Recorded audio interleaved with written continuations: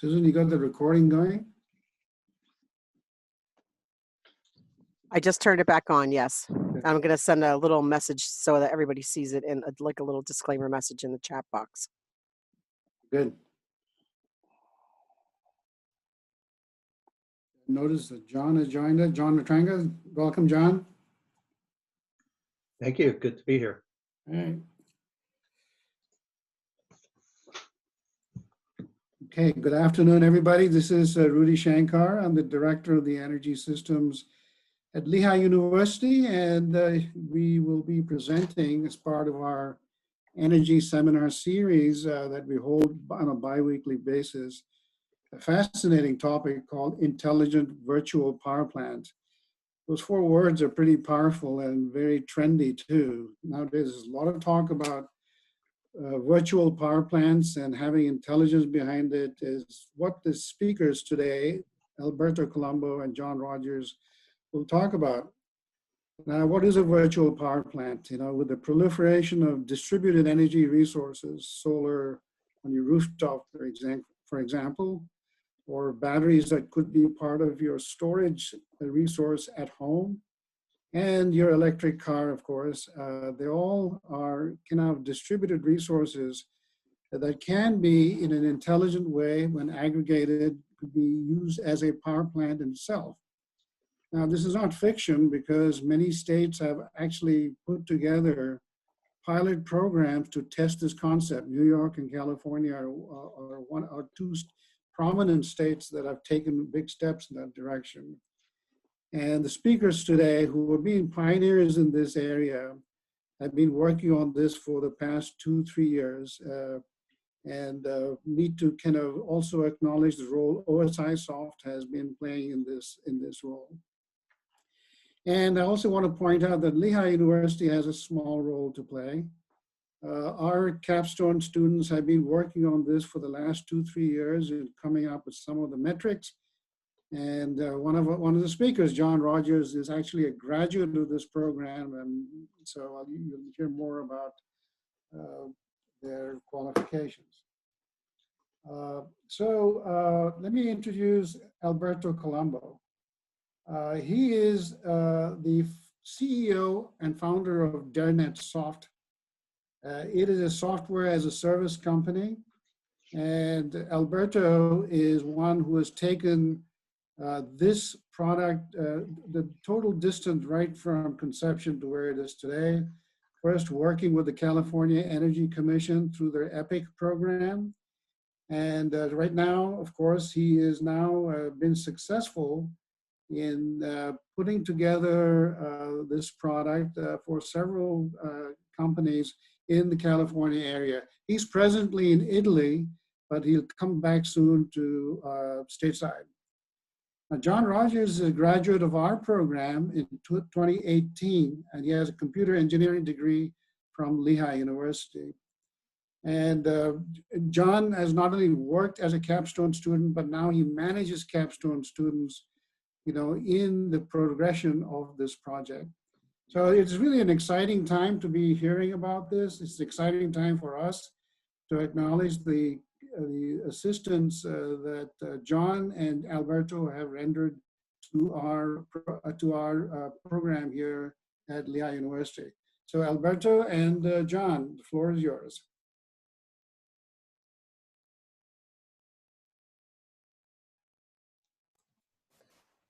Thank you. Thank you, Rudy. Thank you very much, Rudy. And thank you very much to everybody. We really thank Lehigh to give us this opportunity. It's been a great collaboration, and we are very happy to share, you know, what we are doing and what we think that is a innovative technology that we built, and we are always working for that. So my name is Alberto Colombo, and I'm a founder at DERNetSoft, and I just would add to the quick presentation from Rudy that I am Italian, I am from Italy, and I am very proud to be anyway California adoptive. I really took an opportunity to contribute to this new way to impact the sustainability and to fight for climate change. And so I decided 5 years ago to move to US, in particular to California, and to work on this venture.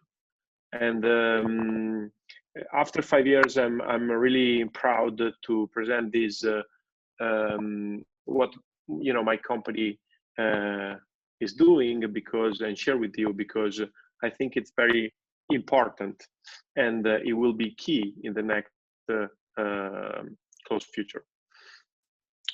So DERNetSoft is really committed to helping to achieve 4 of 17 United Nations Sustainability Development Goals. In particular, we are focused on the access to affordable and clean energy, build a resilient infrastructure, promote inclusive and sustainability industrialization, and foster innovation, make cities and human settlement inclusive, safe, resilient, and sustainable, and lastly, the fight against the climate change. Now I can tell you what we do. So we have built a B2B software as a service platform based on our artificial intelligence proprietary technology to scale clean energy adoption in the distributed energy resources space. And thank you very much, John, for the new slide. So we would like to go over this agenda, a little bit on the company vision. We would like to take you over the market view. So what is happening in the distributed energy resource market? And then we will go over our solution. And in particular, we would like to share and focus on our core technology, which is an artificial intelligence-based optimization of DR. And finally, describe and tell you what we are doing with DI over the past 3 years and so. Next slide. Okay, so our company vision has changed over time. We think that we are in a point in which we can say that we see a future in which a distributed energy resource will be at every meter and in every building, running on DERNetSoft AI-based platform. So it's kind of a bold vision, but we believe that as in the PC industry in the 1970s, through it has been a revolution, and Bill Gates said the famous sentence in which he saw in a PC in every house and every desk. We again boldly we think that it will happen a similar thing for distributed energy resources, and we will see in some way. Actually, we are already seeing in some way in different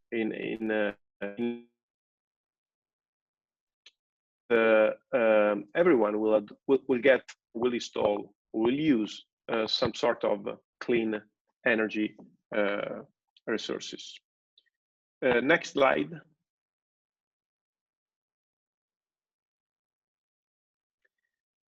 So let's go over the DR market overview. The DR market is the growth of DR's market is explosive. First of all, let's define what a DR means. A distributed energy resources is any generation source of energy storage system that can be located in your property and help you lower down your cost, your bill, your carbon footprint, and your dependency on how increasingly unreliable.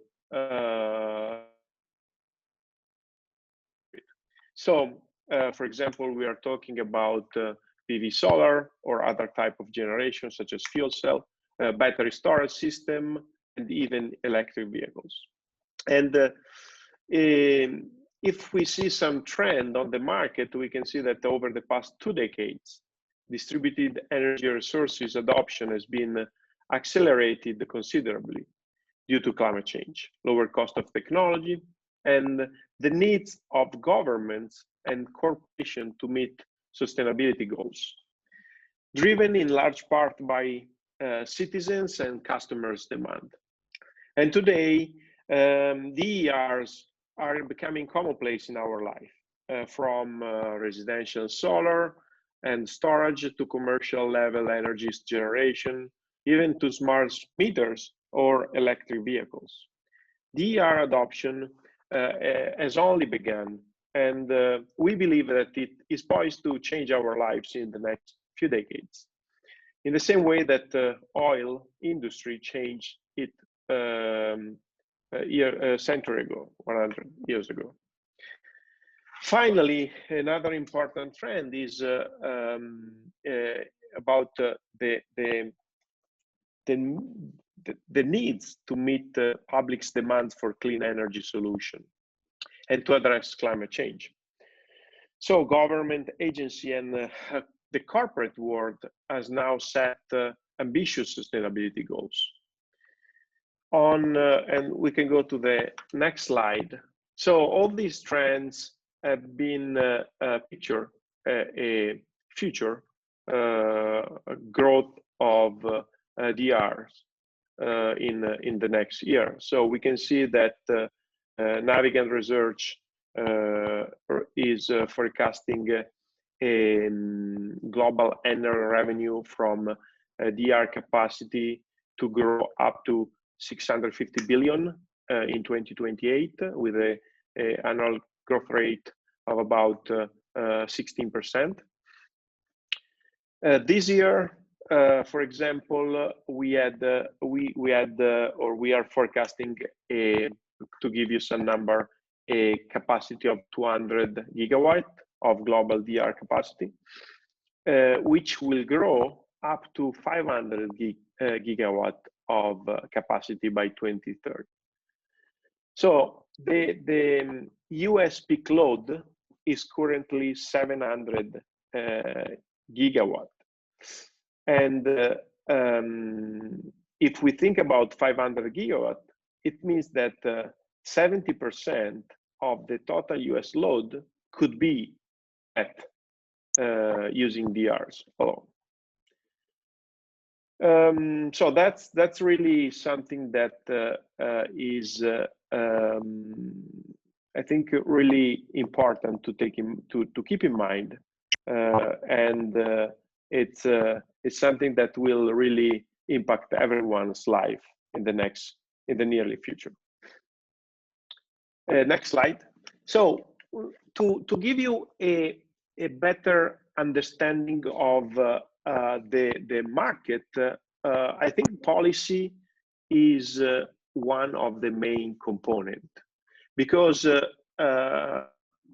all see that the ecosystem on the energy industry is run by mainly utility and the regulator. So this report, I think, is very important, because it lists the main action that in the 50 states in the United States are considering important for the grid modernization. And if you take you can go to the next slide. That is just an effort. Yes, if we take the first 3 of these action, we can see that they are energy storage deployment, data access, and smart grid deployment.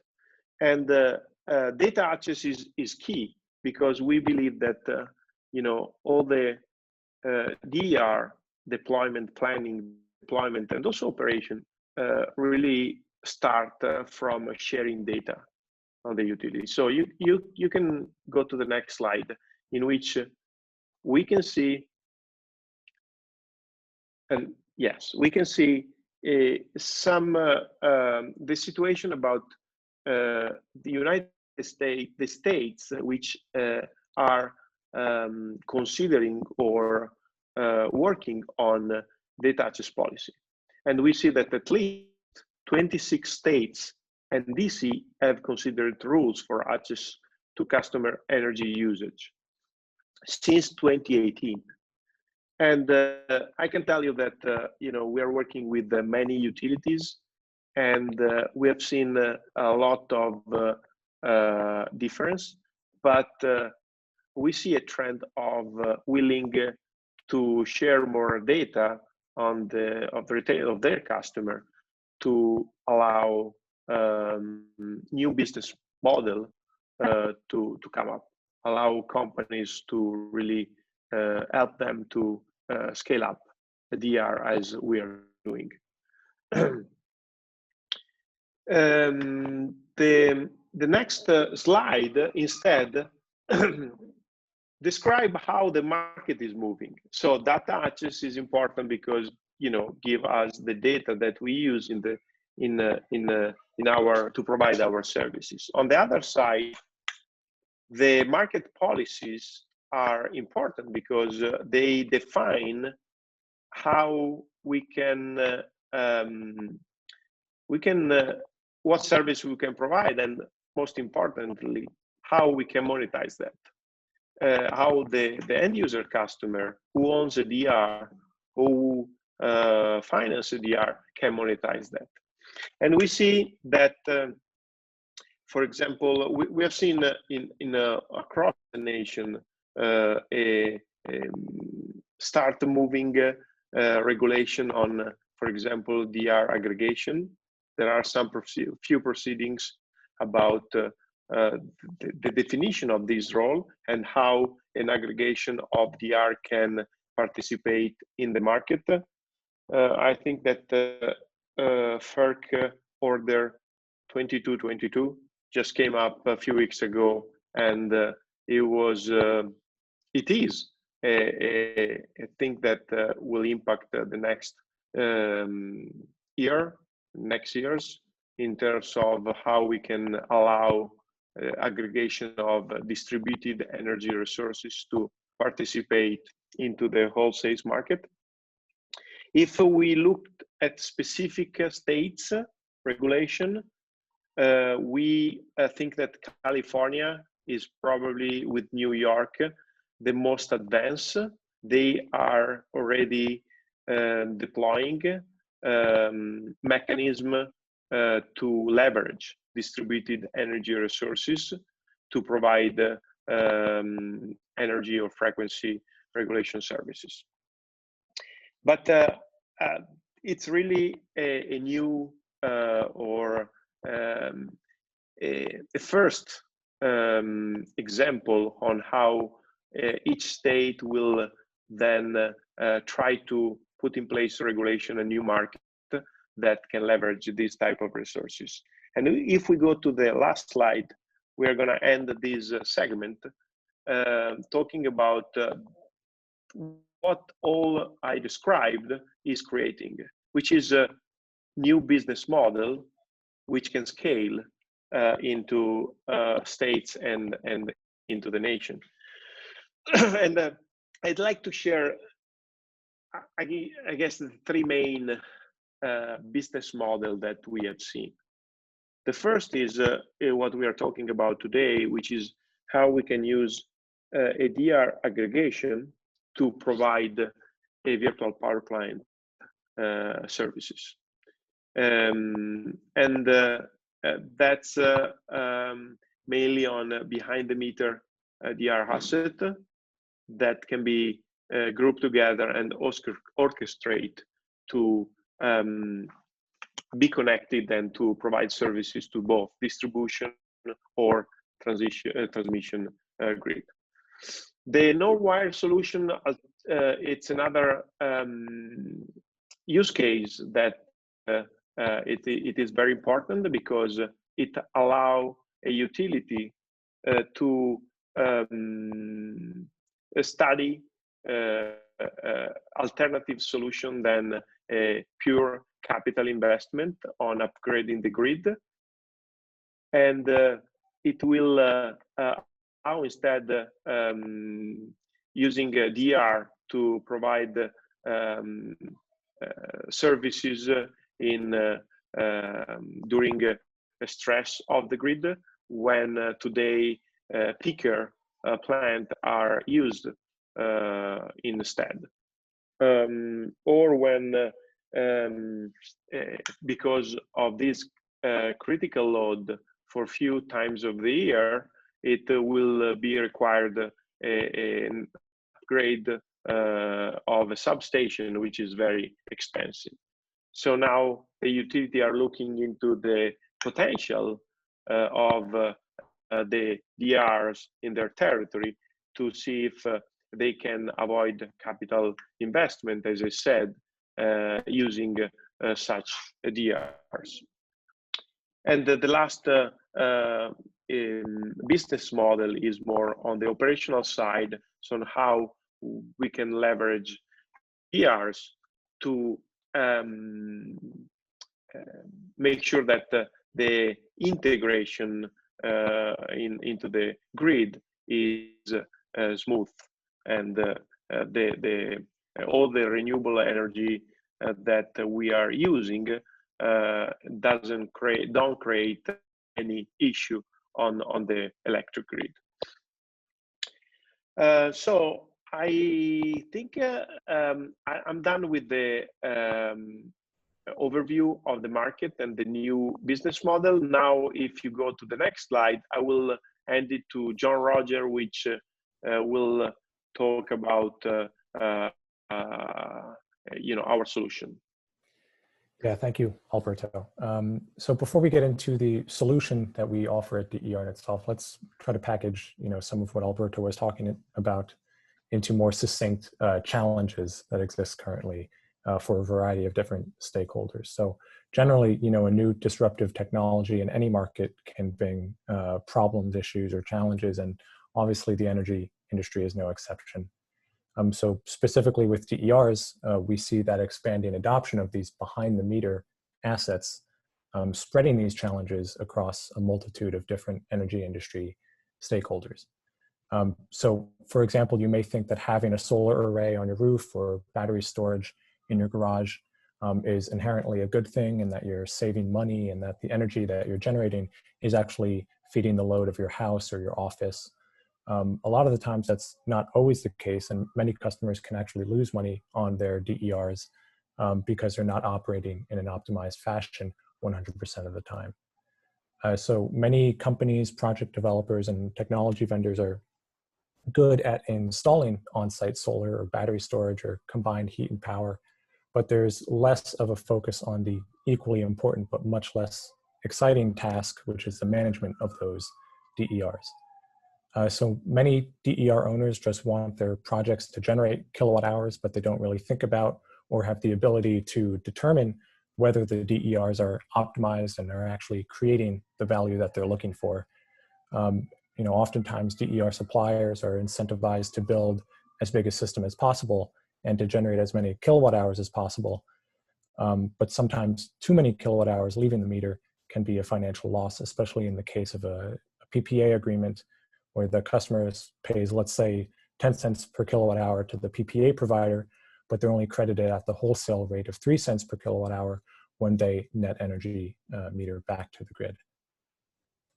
On the other side of this is the DER providers, the vendors, project developers, energy service providers that are still not able to scale their DER sales and marketing processes due to a lack of data access and automation. And that makes their customer engagement process, quite long and expensive. And, as today, soft costs can account for up to 20% of a new DER project's total costs. And finally, for the utilities, one of the biggest challenges they face is behind the meter data visibility and capacity, and how they can best use those assets for their own need as well. You know, just this past summer, we saw the rolling blackouts in California due to capacity constraints, and it was found that after the fact that there was indeed enough energy storage capacity already integrated into the grid to alleviate the impact of some of these outages, but the utilities were not able to maximize on those capabilities because of a lack of programs or incentives and behind the meter visibility. So the solution to all of these challenges that we just discussed, you know, has to be scalable and replicable, like Alberto said. So that means in some capacity, it has to be digital. And the DERNetSoft platform is exactly that. It's a software as a service platform that bridges these gaps and eliminates the inefficiencies in DER asset management, DER planning, and DER operations. Now, really, you know, what we're doing is creating an energy marketplace, which allows for any DER market stakeholder, be it the ratepayer, a building owner, a utility, a vendor, to seamlessly connect DERs into a platform where data is then used strategically to plan for DER deployments. So for example, you know, building owners and ratepayers, the benefits are to optimize individual DER performance and usage. For project developers and technology vendors, it's to identify ideal customer opportunities. So it's really a lead generation tool that we provide them. And again, for utilities, you know, they need to better plan for behind the meter capacity and gain visibility, and in some cases, control of those assets. In general, you know, the drive is to transform ratepayers from a more passive energy consumer to a more active energy prosumer, you know, where they're not just mindlessly consuming energy, but they're also able to provide services back to the grid. So looking at the screenshot here of our website, you can see our motto, which is connecting the dots to create the first distributed energy marketplace. We've already talked about some of these dots in this phrase, you know, like the ratepayer, the project developer.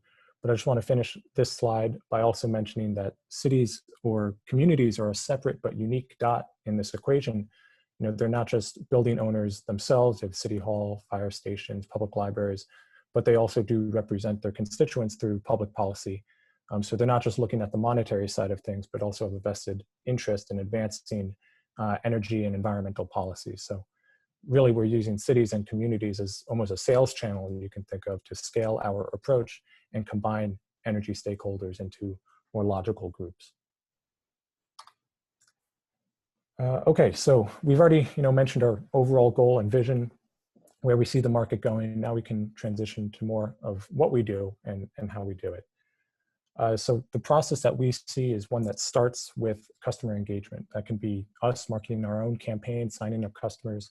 It can be a city or a community announcing their own energy initiative and engaging their constituents through their own channels. It can be a utility using its existing customer base to start a new DER incentive program. In any of these cases, they would be using DERNetSoft platform as almost like a white label product, right? So customer signup is obviously an important part as well. That is where we have to create the volume on one side of the network, the building owners, the ratepayers, to build up the other sides of the network and get them all playing together in one marketplace. Data authorization and collection is another hugely important step and is really what enables the advanced analytics later on. So we use the green button standard to ingest large amounts of retail customer information, such as billing data, account information, and most importantly, the 15-minute interval data. Previously, you know, if you wanted retail customer data, you'd have to reach out to them, the retail customer that is, ask for them to download interval data through their utilities portal if they even have access to that, and then email spreadsheets around. Overall, you know, a very manual, very slow process. Now, since we are a registered third party of the utilities, we have the systems in place to automatically collect retail customer data through a secure authorization process that's stipulated by the green button standard. So within a few clicks, we're able to collect up to 4 years worth of interval data. And we're also building systems to ingest data from sources other than the utility, like smart inverters or battery systems, and make a more complete picture of one's energy potential, what we call it. So, now that we have customer authorized utility data, we have locational data, we can start the DER planning phase by simulating the performance of different kinds of these distributed energy resources. So to do this, we integrate with industry standard tools to start to understand and aggregate total behind the meter capacity in a certain grid defined or geographically defined area. To go one step further, we're even able to rank and sort the performance of these simulated DERs to give utilities or communities or project developers the best set of behind the meter DERs. So finally, once there are a set of DERs that are targeted, deployed, operational, they're in use, we can use our technology again to aid on the DER operations side of things. So using a community of the behind the meter DERs as the supply side of this equation, we can balance that against the constraints that are set by the utility or the aggregator or even the ISO, which now is representing the demand side of this new equation, and ensure that the best set of DERs are able to serve, let's say, a frequency regulation request or resource capacity request. And this can all only happen if there's the infrastructure in place to amass these huge data sets on top of which we can do all the fancy AI-based analytics, and that's exactly where we're at now. Okay, going back to the energy marketplace idea here, we start to get a better idea of the services that such a platform, a solution like ours is able to provide. So obviously on the building owner side, we have the energy awareness service. Those are the self-service dashboards that are used to engage and educate the retail customer.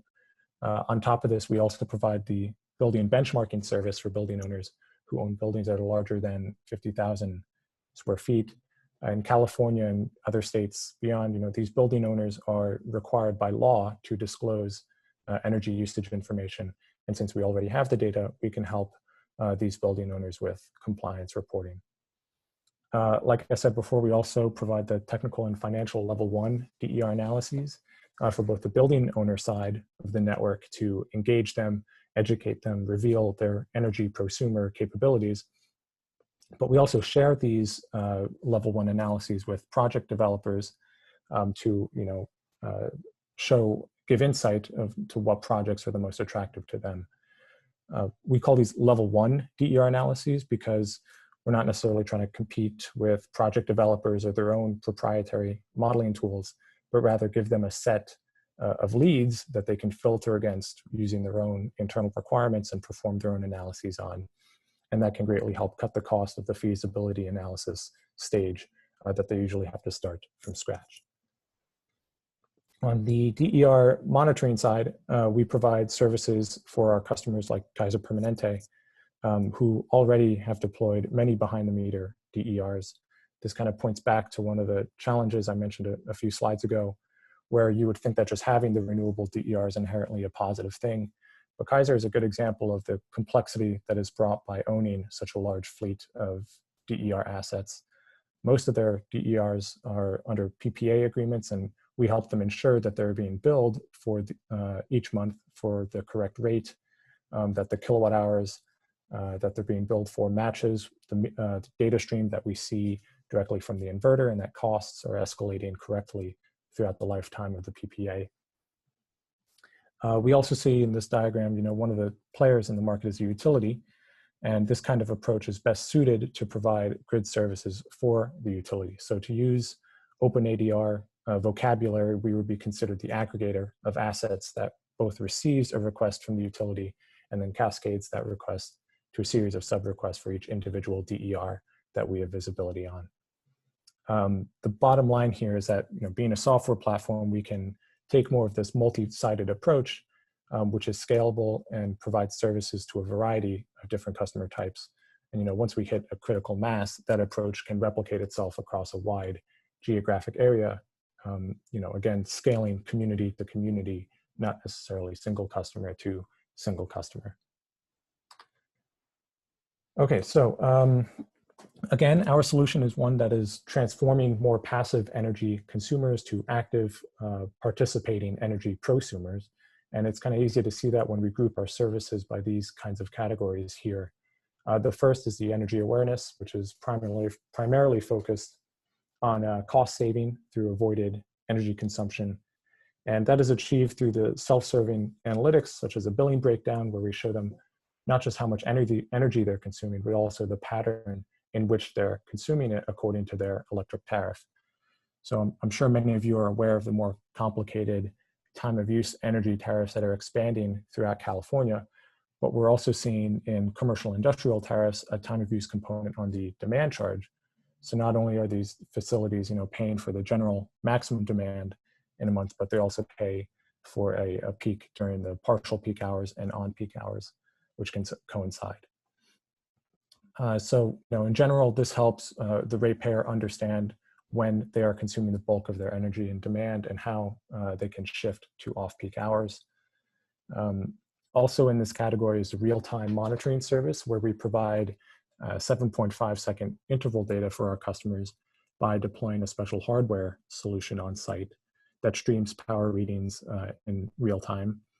Now, obviously, it's great to just monitor this consumption in real time, but another service that this enables is a notification-based service on the demand charge threshold. So we can send a notification to a facility manager when we are detecting with our software that they're approaching a peak, and they can try to avoid that extra demand charge. The next set of services here has to do with the DER design phase. So obviously, that's going to consist of some DER sizing, which is more of the operational metric, but it's also going to consist of the rate analysis that corresponds with deploying a DER on site and behind the meter. So in California and beyond, you're often forced to change tariffs if you interconnect a DER. And actually, early next year, all customers, and specifically in PG&E's territory, are being transitioned to a mandatory new tariff, whether or not they have a DER. So understanding a rate change and how it's going to impact you is another valuable service that we can provide. It's all made available through our integration with standard utility rate databases. And finally, on the right there, you have the DER operations category, which pertains to all of our services where there is already an asset on site. So these would be the DER monitoring, where we dashboard not the stream of data from the utility meter, but rather the data stream from the inverter that's on site. And this stream of data then enables the PPA monitoring and compliance service. Earlier, I mentioned the monitoring service, where we reconcile that stream of data with their monthly PPA bills. But the PPA compliance service is different, has more to do with the generation requirements that most power purchase agreements stipulate. So for example, they could estimate that in the first year of operation, a DER will generate, let's say, 1 million kilowatt hours. They would require that the DER, solar PV, what have you, actually produces 85% of that value, which ensures that they're able to recover part of their investment. So that's just a quick rundown of our services. And here on the next slide, you can see some examples from our platform. On the left there is the dashboarding of the time of use billing information and the load profile below it, consisting of the 15-minute interval data. In the middle is an example of our level 1 DER analyses, where we show not just what system size is optimal for them, but also how their load profile would change, hopefully decrease on average, should they invest in a DER. And finally, on the right is the dashboarding of the inverter data stream and the compliance tracking service that we've built on top of it. So that's a bit more about the DERNetSoft solution, and I'll turn it back over to Alberto now to discuss the AI-based optimization.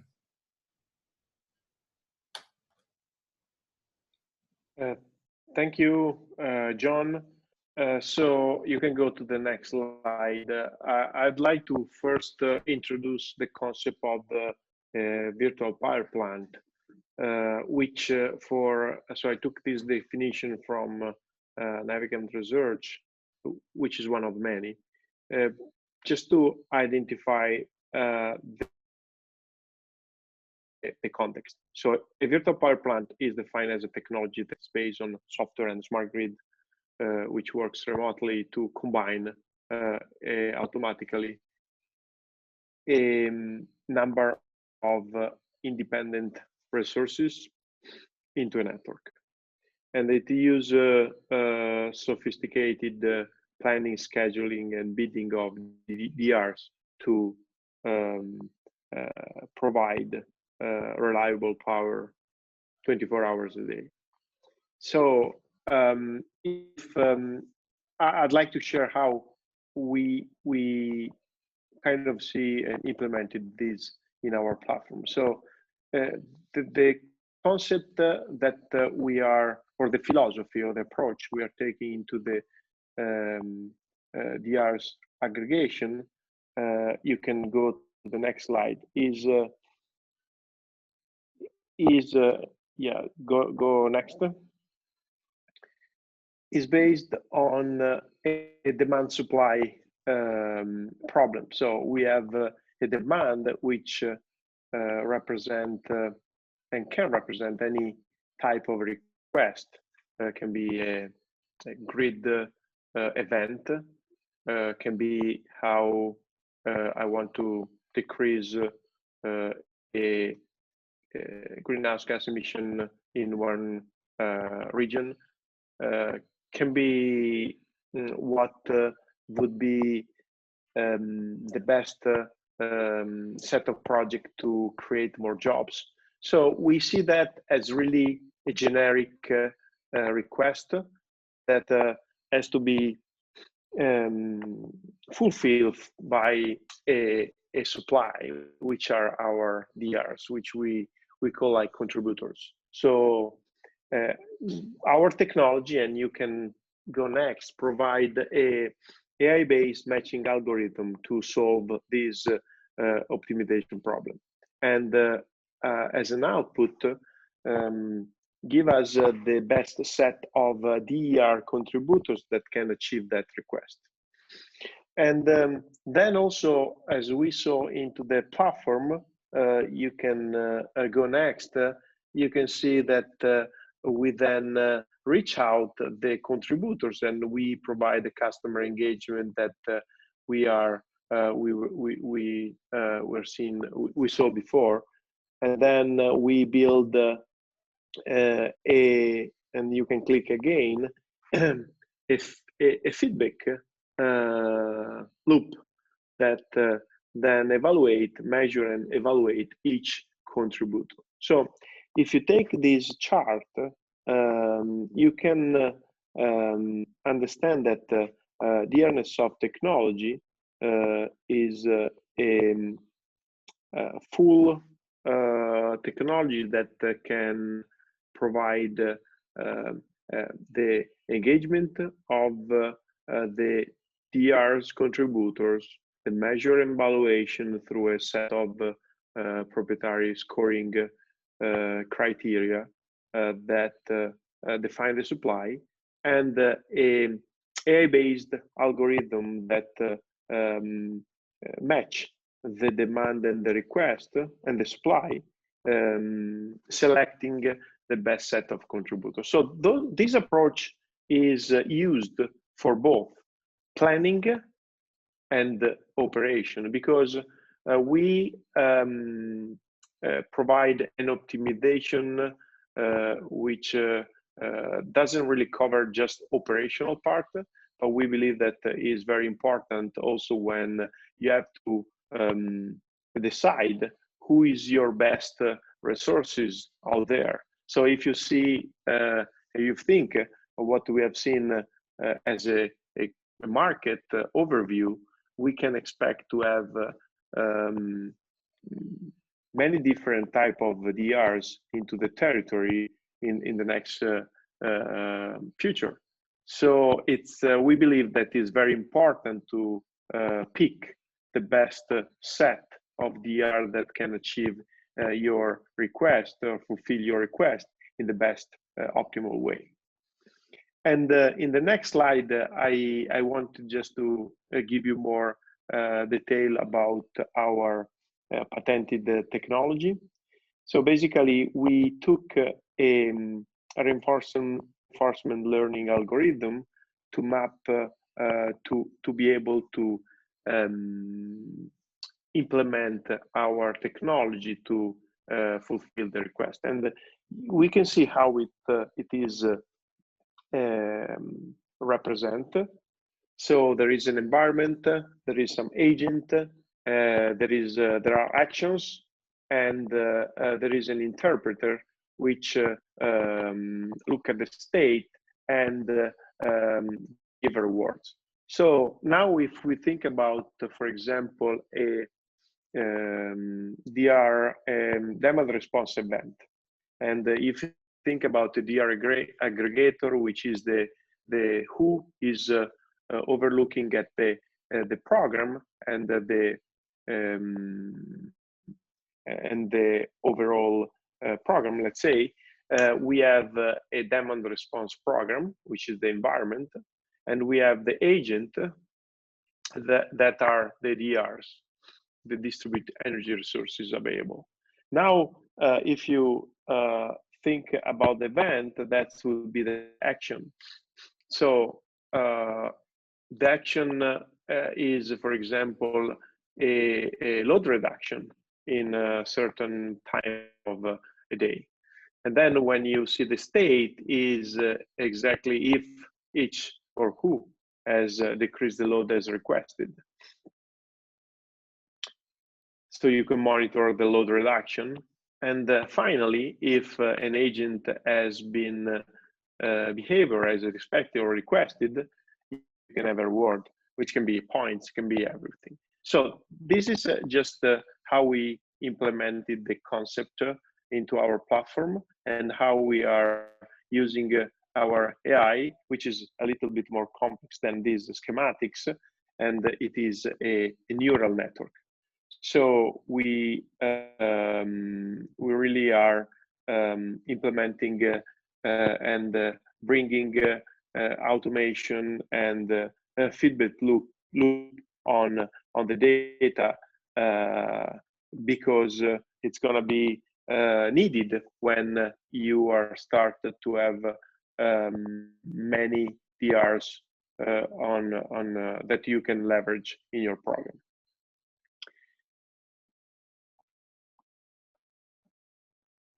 I think that now I will turn back to John so he can give you an overview on what we have been working with Lehigh since 4 years ago. Yes, thank you, Alberto. Let's go through some history here with our Lehigh collaboration. And it all started, way back 3 years ago when I was a graduate student there working on my own capstone project and with Alberto. And the focus that first year was to create a rating index for these distributed energy resources that can be used to score the agents for the use in the neural network, as Alberto just mentioned. So for the first year, we were using the city of San Leandro as a test bed for this scoring index. And since remember, we want to use the city as the boundaries by which to scale from community to community or city to city. We identified 68 commercial industrial buildings to run simulations for rooftop solar PV and use these simulations to inform the scoring criteria that was made as a final deliverable. Now, again, the entire approach is designed to be holistic in that it doesn't just look at a single simulated PV profile and score it based on only its power capacity or only its return on investment. In addition to these important metrics, we wanted to integrate other streams of data and information that could act as constraints for these sets of DERs and therefore provide a more well-rounded view of the asset, so to speak. So for example, we wanted to consider the environmental impact of these sites as well, and we devised a score that was based on the avoided greenhouse gas emissions that a local solar array could provide.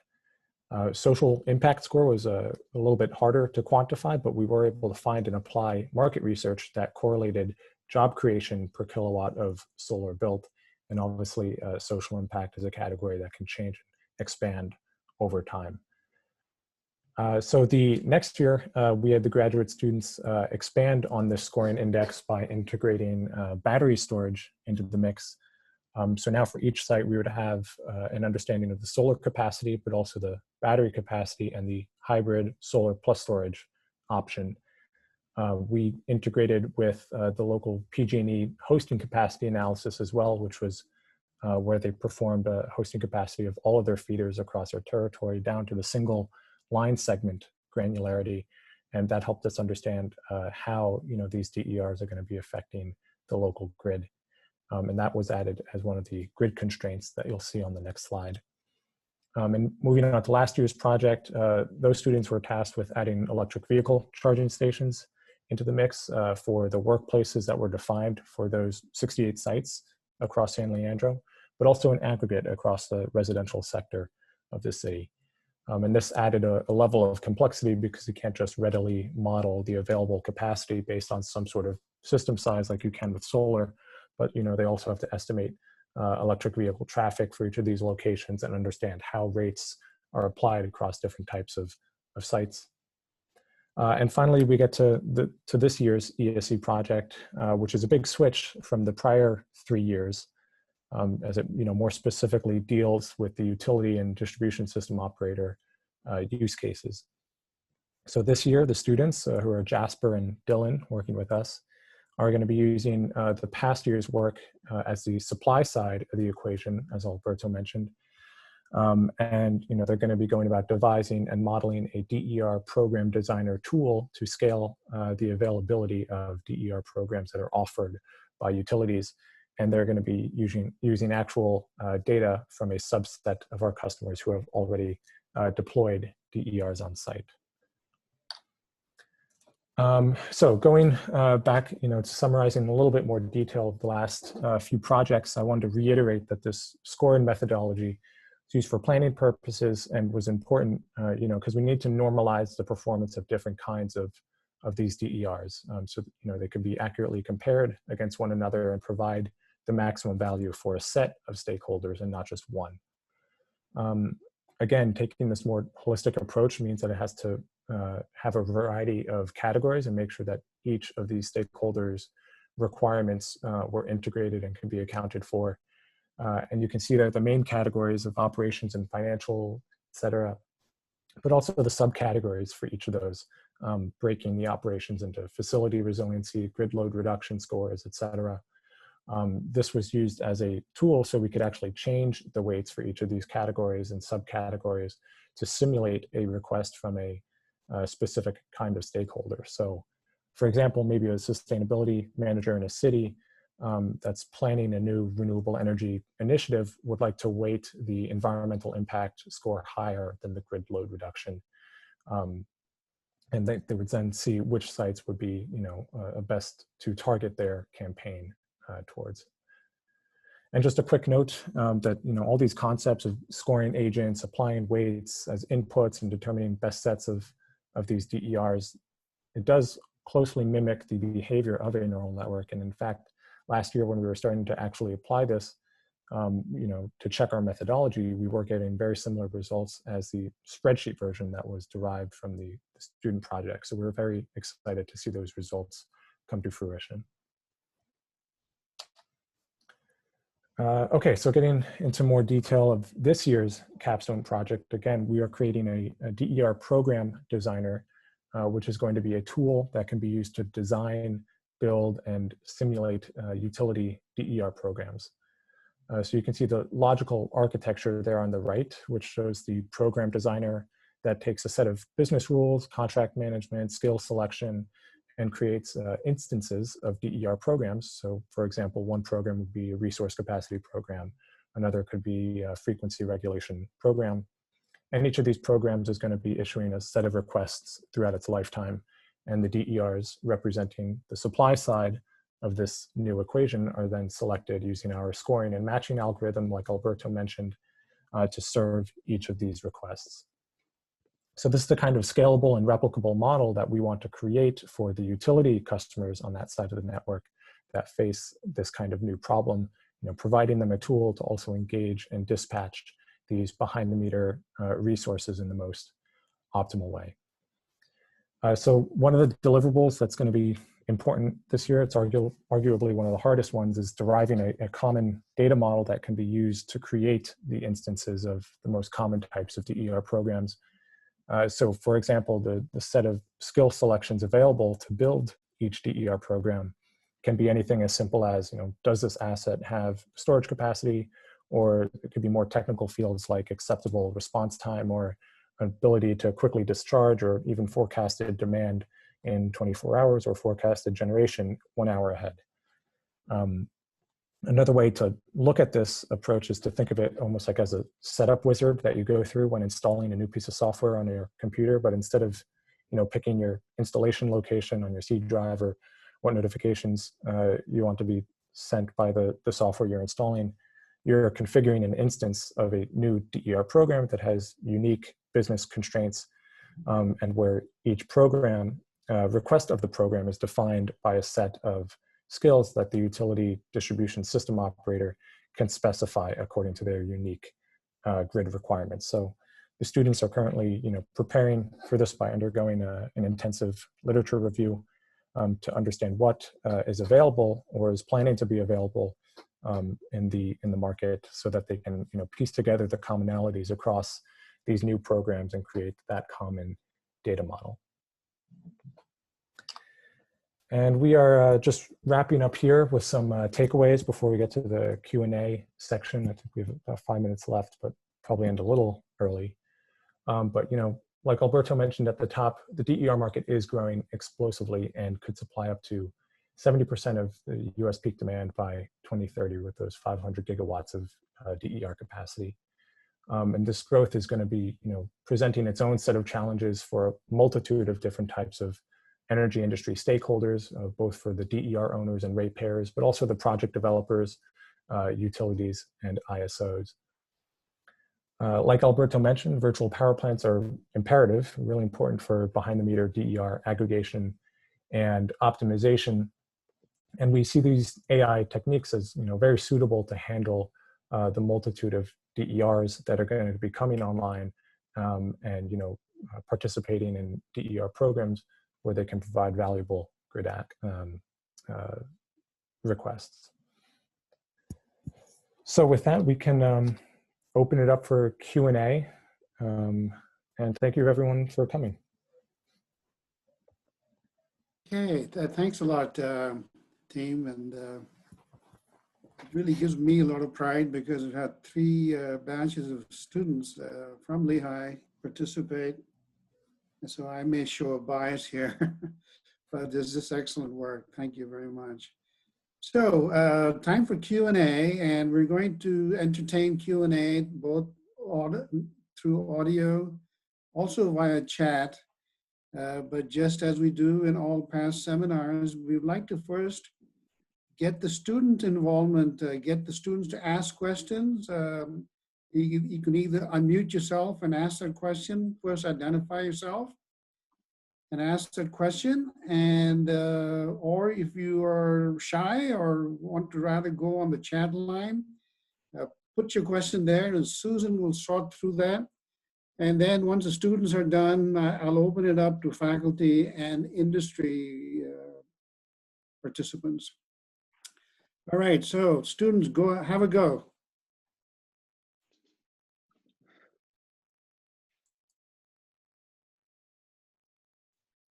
Students? I thought it was a good presentation. I'm a little biased too, I guess. Okay, and Thank you, who's Dylan. that speaking? This is Dylan. Oh, Dylan, of course you're biased. Yes. But what's you have a question, Dylan? Now's your time to ask him. Nothing I can really think of off the top of my head. All right. Any other students with questions on what you heard in this talk today? It spans more than 3 years, and of course, Alberto has been, this has been in his line of sight for a long time. So he's actually lived and gave birth to this and has lived with this.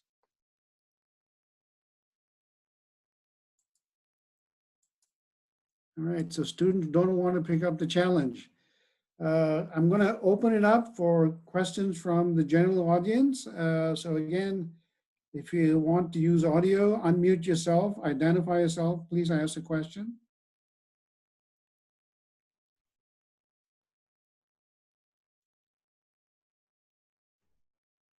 Or this is a lecturer's dream.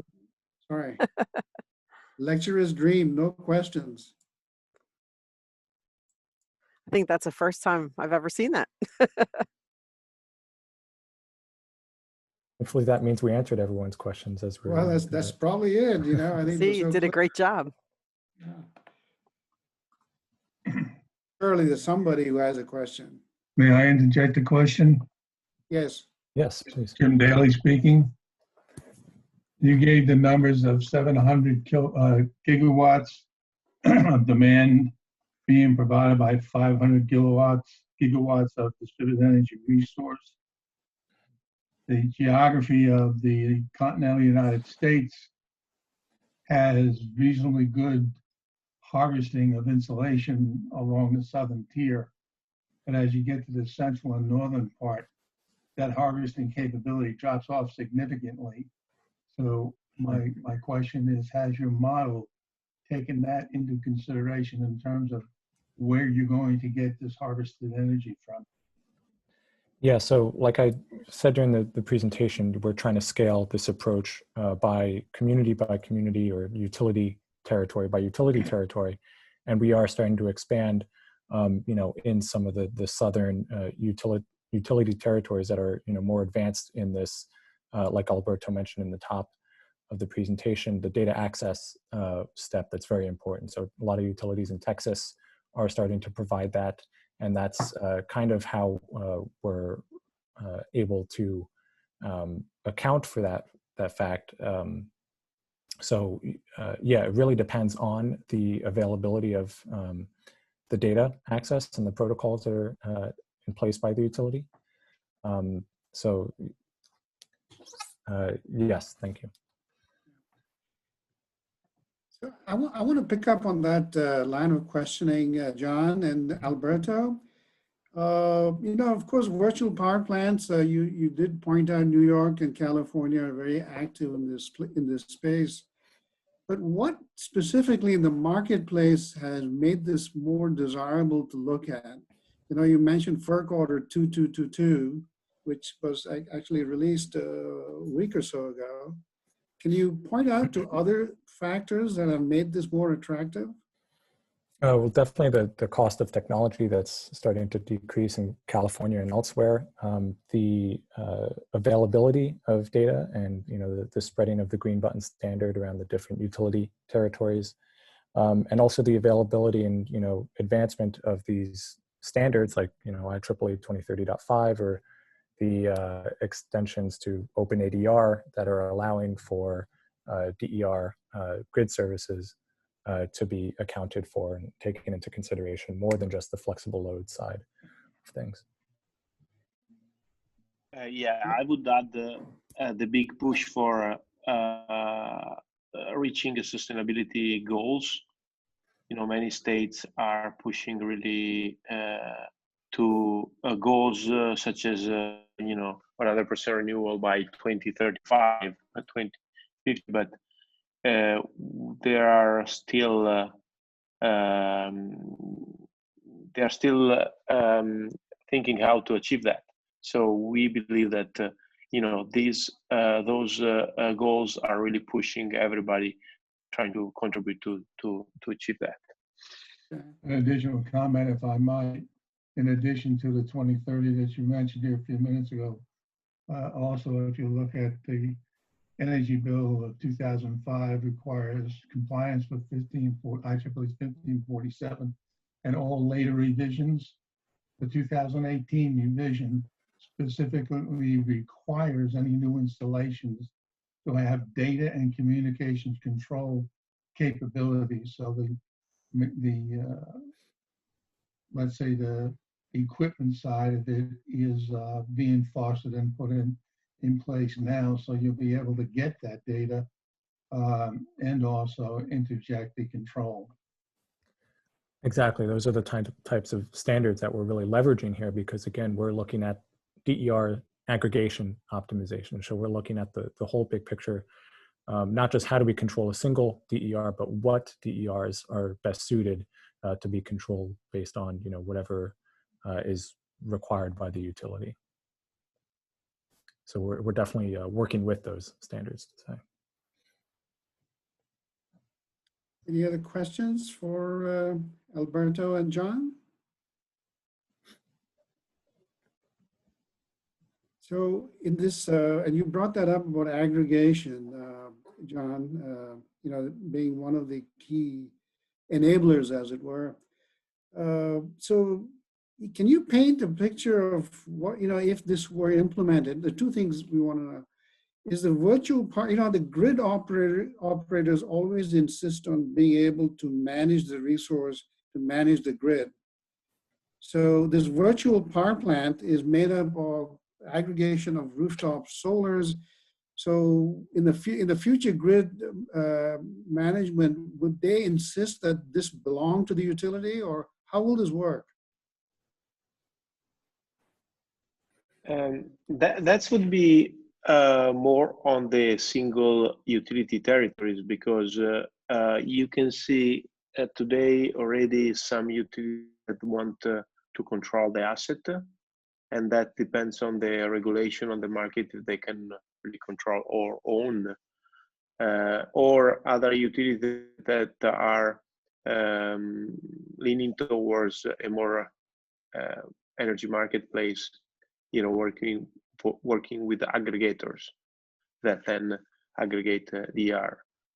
So I think that it's going to be driven by the market rule, and what we did since day one, it was really focusing on build a technology which is focused on the DR aggregation that can be used by both, so even utility or aggregators. Can I make a comment on that?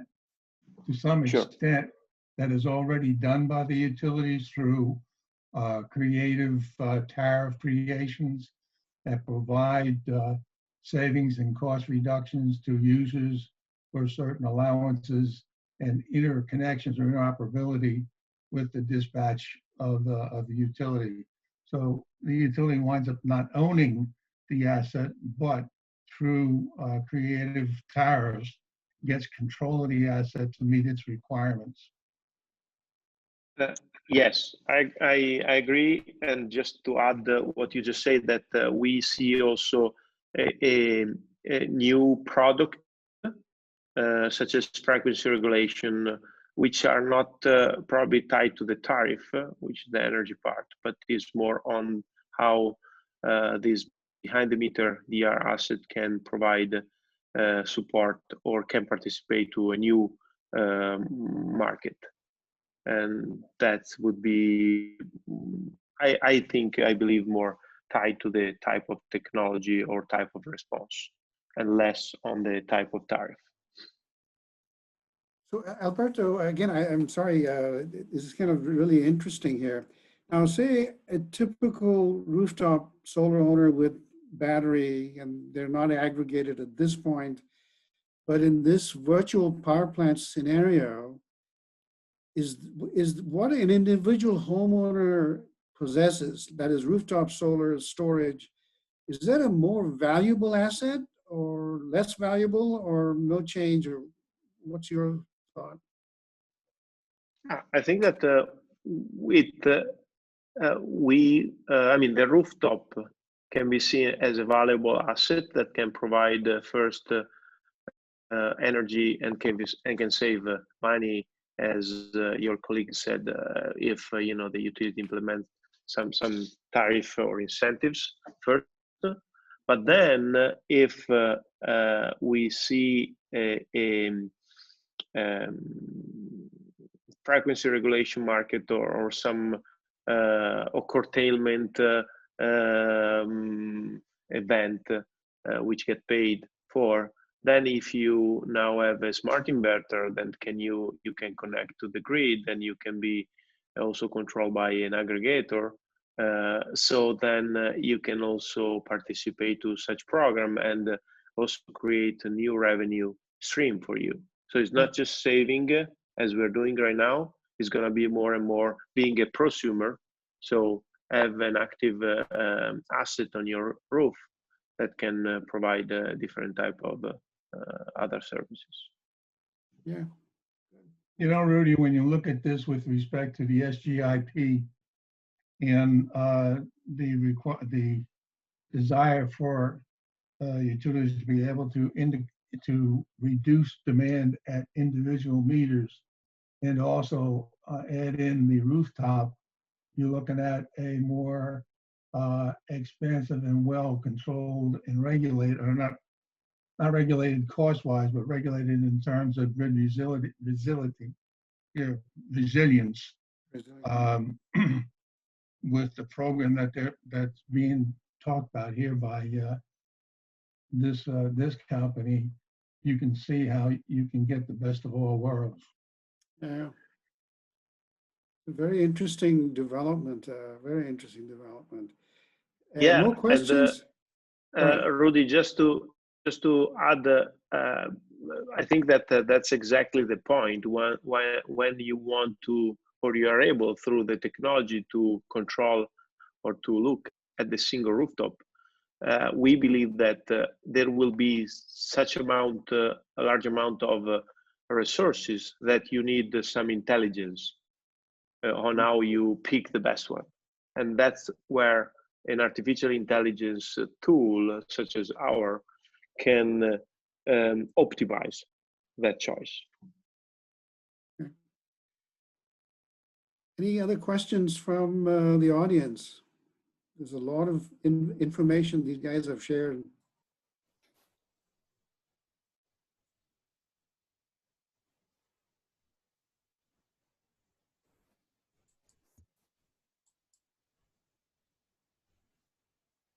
Alberto, do you have an example of this implemented anywhere else in the world?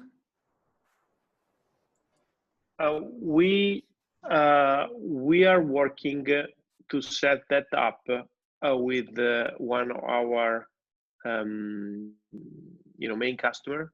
So we're talking with the Kaiser Permanente to leverage their many buildings to create an aggregation and simulate first, because the first thing is to prove the value. Mm-hmm. So that would be the next step, and that's why the collaboration with LEI is very important, because we are able to research and development first, and then go into the real world and apply our optimization. So short answer is not yet, but we plan to add that in the next few months. Okay. Alberto and John, what's the next big research area that a company like DERNetSoft needs to solve, before this becomes more acceptable?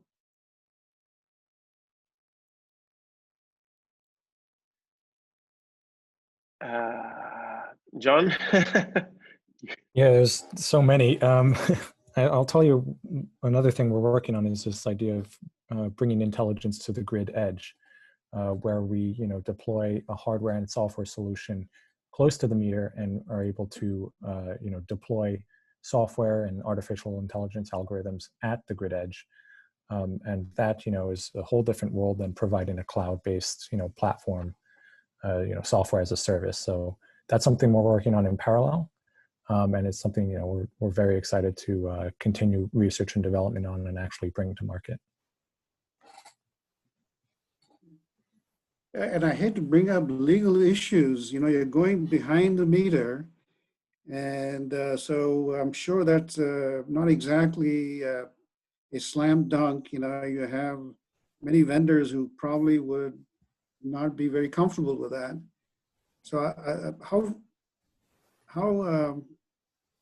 how big is that problem, you think?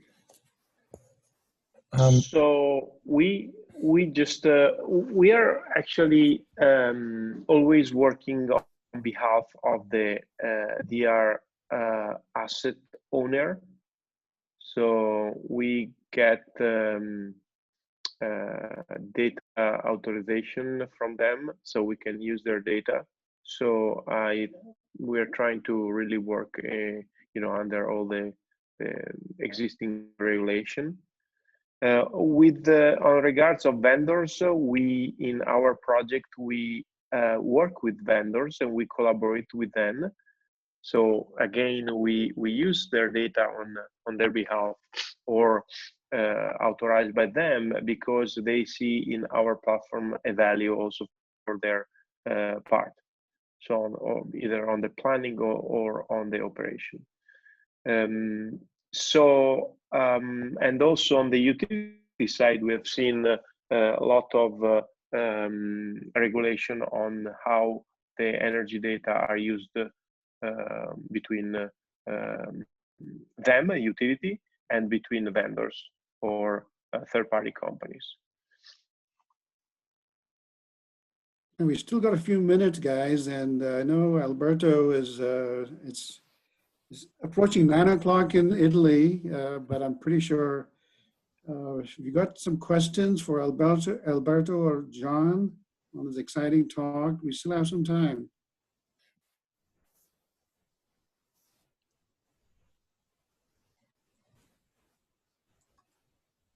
Okay, hearing none.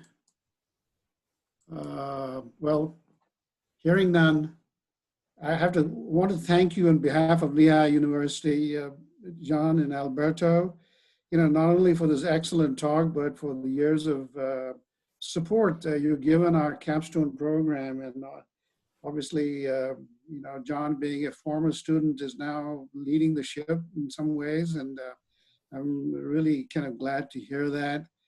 But thank you again for this very interesting discussion. And for those of you who tuned in, we obviously have recorded this. And once we kind of make sure that we translate this and put it together, edit it to the speaker's wishes, then we'll make it available. But again, thanks for your attention. And just to let you know that in 2 weeks' time, we'll have another interesting talk. And that will be by the EPRI Vice President for Energy Innovation, Mark McGranahan, talk about innovation at EPRI. As you know, EPRI is a leading research organization in the US. And so I'm sure there are a lot of interesting topics that we'll be able to share with us. Thank you again for your attention. See you in a couple of weeks.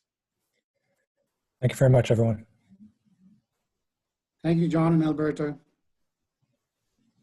Thank you, guys. Great job. Thank you, everyone, for coming.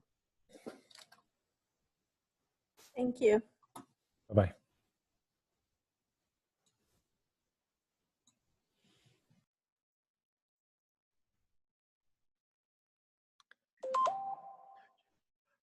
Thank you, Rudy, and yeah, thank you very much again. And